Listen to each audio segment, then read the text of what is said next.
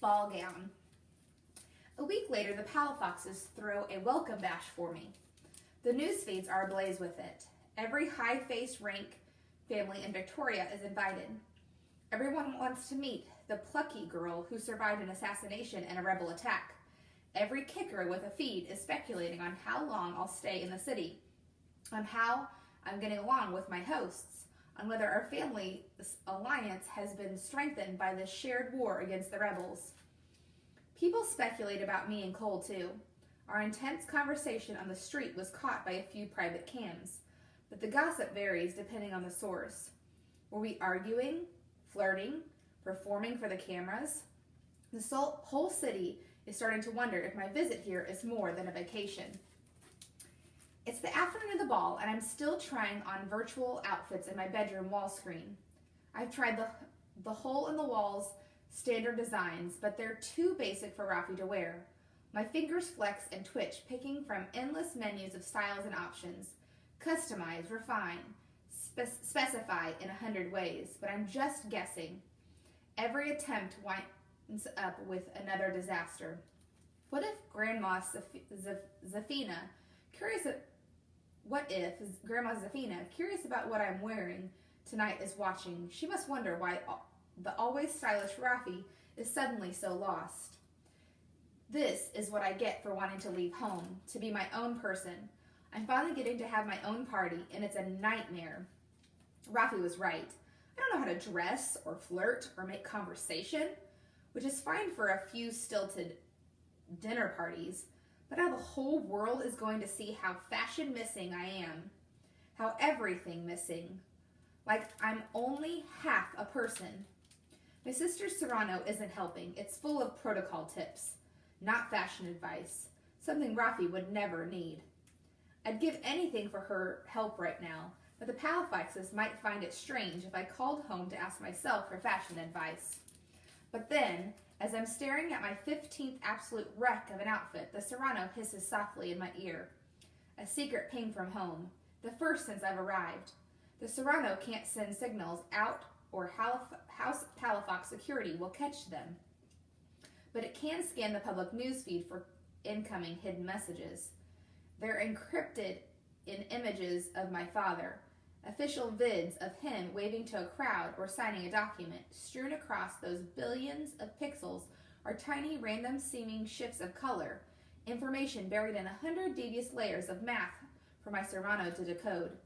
I don't react at first, in case anyone's watching. Instead, I discard my latest design with a disgusting Rafi sigh, flop on my bed, and stare at the ceiling.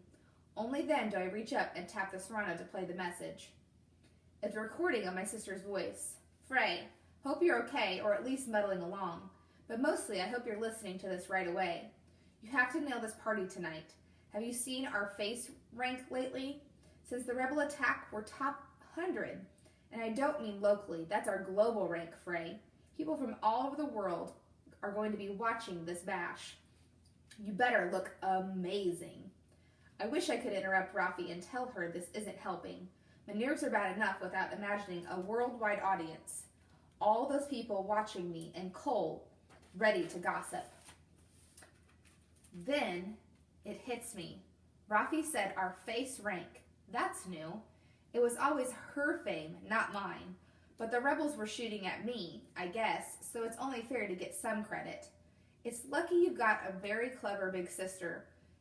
Pause this until you're in front of a wall screen, then do exactly as I say. I jump up from the bed, stand in front of the screen, ready to obey. Okay, call up the SEFT. Do you even know what that is? Standard European fashion timeline, duh. You call it by making two fists, thumbs on the inside, like you're about to punch someone, I guess. Except you break a thumb if you hit someone that way. Now scroll to the mid-2040s. The A-frame dresses. Not that you know what that means, but I assume you know what the letter A looks like. Huh? See that one near the middle with the lace collar? Select it and open options. Not the Little E menu with 4 choices. Put up your big girl pants and use the advanced list. Yeah, I know. There's like 100 submenus, and this is only the beginning. But never fear, big sister's here. I follow along, barely keeping up with her narration. She's racing, guiding me through the bottomless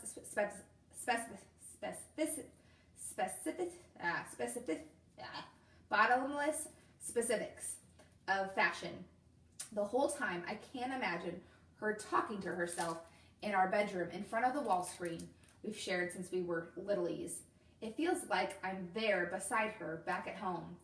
But as Rafi whispers in my ear, weaving this dress for my body, for our body, it starts to feel like these are my own thoughts flowing through my head, my skills navigating the centuries of styles and trends, the measure of my hips, arms, shoulders. Anyone snooping must think my lost fashion genius has come rushing back full force. When Rafi's recording finally ends, the wall screen shows me wrapped in spiral coils of gunmetal lace, the dress beneath it, subtle gradients of reflective black, gray gloves up to my elbows, dark tulle with an iridescent oil slick sheen peeking out from beneath my hem. The hole in the wall says fabrication will take 3 hours. I didn't know anything took that long for a nano forge to make. I'll barely have time to dress before the bash. And already I'm impatient. I usually don't care what Rafi and I wear. But having watched this creation emerge from 1,000 swift, skillful choices, I'm eager to become the girl in the dress. No, not a dress, a ball gown. A ping sounds in the room. Rafia? It's Arabella Palafox, my host, my captor. The timing is so perfect, she must have been watching. If you're free, perhaps we could chat about tonight. That would be lovely. I slip the serrano off. Arabella runs a whole city from her office. It'll be packed with censors. And suddenly, I'm Frey again, not the princess in the beautiful dress. Frey, who doesn't know what to wear, what fork to use, or how to chat with her host about a party that we watched across the world. Would now be convenient, she asks. I nod, not trusting the steadiness of my voice. Greeting me at her office door, Arabella takes my hands in hers. Let me look at you, Rafia. She steps back, studying me. Is she imagining the ball gown, making sure I'll be elegant enough for her bash tonight? Or is she wondering if I seem somehow different in real life? Rafi's voice has been in my ear all afternoon, so her stance, her cool expression come naturally. But Arabella's scrutiny is still nervous-making. I look past her to the tall windows of the office, which are full of lights and motion. House Palafox doesn't lurk on the edge of the wild like my father's tower. It sits in the center of town. Arabella's office, looking out across the city she rules. Victoria is all open terraces and hover struts, a fairy kingdom compared to squat. Stolid Shreve, a prey-rusty cathedral, rises in the distance, its stone spire dappled with sunlight reflecting from floating glass buildings. Drones flit past the window, their cargoes bright with flowers and fruit, scattering the ever-present pigeons before them. Like the town, Arabella's office is full of color. There's no desk, no dominating wall screen, just a circle of red velvet couches that she guides me to. We sit close, our knees almost touching. I must confess, she says, I took a peek at your gown for tonight, and it's perfect. I'll make sure Cole wears something to match. With all the newsfeed buzz about me and him, Arabella wants to play up the rumors, to show the city that her family can secure an alliance with my father. Cole's been very kind to me, I say. Of course he has. You're so lovely, Rafia. She leans closer, looking me over again. And no surgery at all? For a moment, I don't know how to answer. Back in the pretty regime, looks weren't something to brag about, but now every city has its own customs. My nose could be smaller, I say. Rafi's compliant since she was a littlie, but father won't let me change it. Arabella gives me a sympathetic smile. He's always talking about your mother, the natural pretty. Maybe he wants to see her in your face. I don't remember her. Of course not. She reaches up to smooth my hair. Her touch is unexpectedly gentle. Everyone knows the story. Your father taking what he wants. I'm not sure what to say to that. If our father didn't take what he wanted, Rafi and I wouldn't exist. When my brother Shannon was abducted, my mother resisted the kidnappers. She was shot 4 times, and as she lay dying on the operating table, father told the doctors to harvest her eggs so he could have more children with her. My father makes his own reality, sometimes with force, sometimes with technology. He snatched me and Rafi from oblivion. I repeat what Donna Oliver always says. He loved my mother too much to let her go. That's what I'm counting on, Arabella turns to face the windows. I'm gambling my city's safety that he'd never endanger his own blood. A tremble of relief travels through me. At last we aren't pretending anymore. I'm a captive here, not a guest, collateral for my father's good behavior. Arabella misinterprets my shiver. You must think I'm dreadful, taking a child hostage. You didn't take me, I said a little straighter. I came of my own free will. Well, that's a relief, Raffia. I was worried your father wouldn't tell you, which might have left us with an awkward conversation. I almost laugh at that. He's not afraid of delivering bad news. Your father does enjoy a crisis, but he's been as good as his word on this deal so far. Of course, the feeds are saying that the rebels are faltering already, retreating under the combined forces of Victoria and Shrev. My family doesn't shy away from a fight. No, you don't. Arabella looks at the scar above my eye. In fact, I heard a rumor from someone who was there that day when that awful man tried to kill you. My body goes tense. Donna's security people scrutinized every angle of spy data, hunting for anyone who might have seen me and Raffia together. But with all the smoke and confusion, they were never certain. I shrugged. There are a lot of rumors about that day.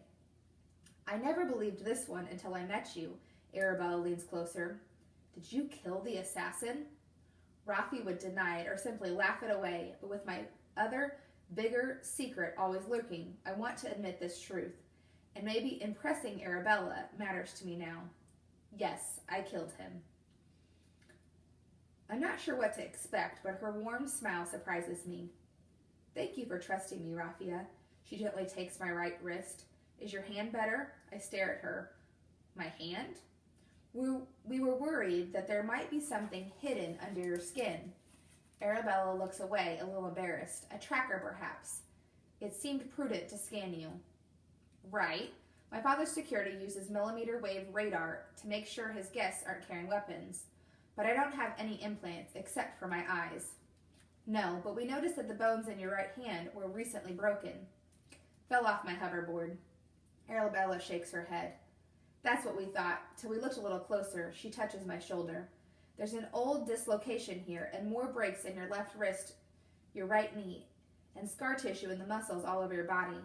My physician says he's never seen so many training injuries, or such high-quality vision implants. Your body doesn't lie, Raffia. My fists curl. The Palafoxes might not have had an army to match my father's, but they're just as smart as he is. We knew they'd check my DNA. It matches Raffia's, of course, but how can I keep any secrets from them if they scan me while I sleep? Maybe more of the truth will distract her. My brother's kidnapping still haunts my father, so he made sure I could defend myself. That's very sad. She takes my hand again and looks into my eyes with a kind of pity. But you should know something, Raffia. Whatever deal I've made with your father, I would never hurt you. I stare at her, unbelieving. This has to stay our little secret, of course, she says. For the sake of peace, I'll pretend to stand by my threats. But you'll always be safe under my roof, I swear to you. Why is she telling me this? The hostage deal doesn't work unless my father fears the worst, unless she's trying to get me on her side. But she's also scared of me. She locked up Cole's hunting bow, even before she found the marks of training on my bones. Suddenly, I know what she needs to hear. I'll never hurt anyone in your family, Arabella, I promise. With a warm smile, she leans across to hug me. She smells like the garden in the center of House Palafox, fresh and alive, and powerful like she makes her own rain. Thank you, Rafi. Arabella releases me and stands. We have to trust each other. Of course, until she finds out I'm not my father's real heir. Do you have to keep promises to impostors? I notice you haven't pinged home, she says softly. I hesitate, wondering how to explain that there's no one in Shrev I can talk to. Rafi's friends would know I wasn't her in 5 minutes, and my father's never had a real conversation with me. The only person I want to talk to is my sister, and we can't let the Palafoxes know there's two of us. I've been so busy. Maybe after the party. Of course. We should both be getting ready, I suppose. Arabella straightens, smiles. Everybody will be watching tonight. I stand up, nodding. Everybody's always watching me.